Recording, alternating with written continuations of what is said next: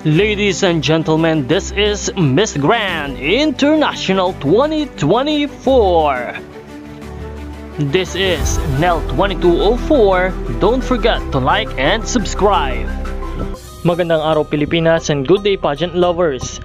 Mainit na umuugong ang nababalita ngayon na ang isang sikat at magaling na Filipino designer ang gumawa at nagdisenyo ng preliminary evening gown ni Miss Grand Philippines CJ Opiasa. Ito ay walang iba kundi si Leo Almodal. Si Leo Almodal ay isang sikat na designer kung saan maraming nang napatunayan dahil sa kanyang magagandang likha.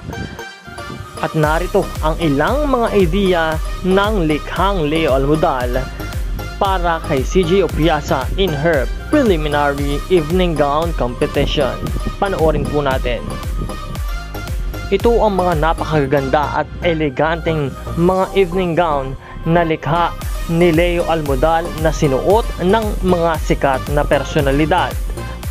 Kaya't makakasigurado tayo na ngayong preliminary competition ay maganda at elegante ang ipapakitang evening gown at ipipresenta ni Miss Grand Philippines CJ Opiasa. Excited na ang lahat para sa preliminary competition ng Miss Grand International. Muli, panoorin po natin ang gawa ni Leo Almodal.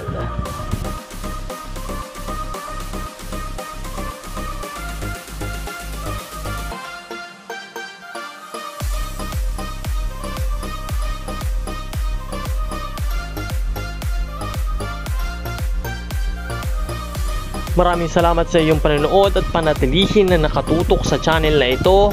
Kaya't huwag kalimutan na mag-subscribe dahil marami pa po tayong mga updates na ibibigay. Maraming salamat sa iyong pag-subscribe.